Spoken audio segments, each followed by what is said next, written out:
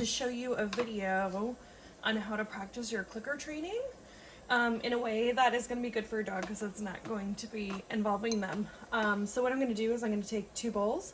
One has some kibble, which I'm using as my treat. You should probably use whatever treat you normally use when you're, excuse me, when you're doing training. And then I have an empty bowl.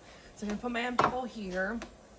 And then what I'm going to do is I'm going to put on a video for right now. I'm just going to do a random dog video on the internet. But you can do this by putting on your favorite show. And then you can pick a character, and anytime that character pops onto the screen, like the screen cuts to them, you're going to click your pen and treat. So I just did that totally off because I usually use my clicker in my left hand and I treat with my right. If you are normally using a treat bag, you want to do it with your treat bag on. I'm doing it with bowls right now just to show you. But if I was practicing my clicker skills, I would be, watching TV with my treat bag on. I want it to be as close to normal training as possible.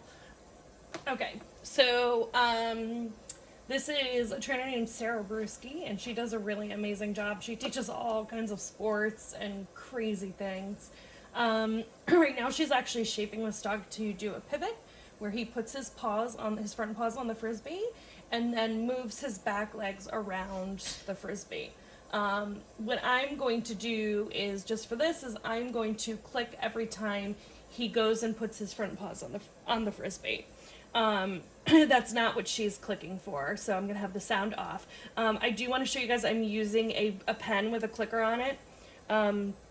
The reason that I'm doing that is that I don't want my dog to be hearing her clicker going off and getting upset that she's not getting the food, and I don't want my clicker to lose its value. If I keep clicking and clicking and clicking and there's no food anymore, that becomes learned irrelevance.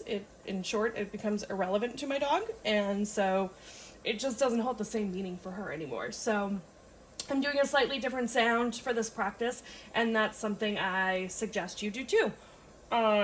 So you can use a pen clicker. You can even, if you wanted to like tap on your desk or something, I don't know if you could see that, do like a tap. So if I did tap, pick up my treat and then move it.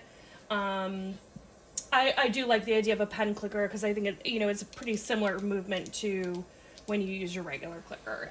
So that's my recommendation on that. But let's go ahead and get started. I've got my clicker in my clicker hand.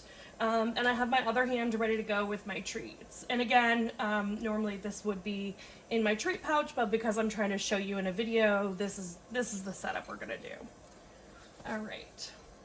So again, I'm gonna click every time, his name is Moment, this little puppy, every time Moment's paws hit the Frisbee.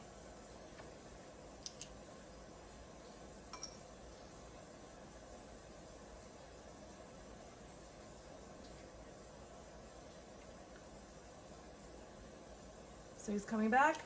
Oh, he missed it. I clicked anyway, so I'm going to give a treat. So that's another rule. When you click, you should always follow it up with a treat, even if it's a mess up on your part. So let's watch. He's going to head back. 1 paw, 2 paws.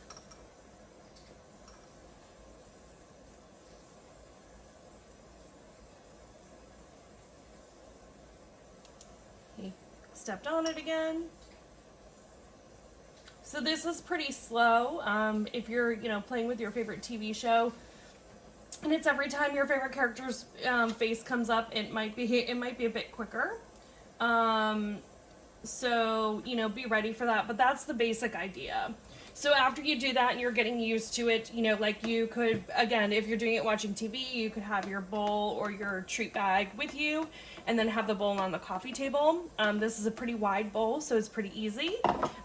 You can do tossing into the bowl. That was a terrible throw. Tossing into the bowl as though you're doing it where you're tossing to your dog. You're in a different type of environment. Or, if you put your bowl on the ground and do it kind of dropping it down like you would for mat work.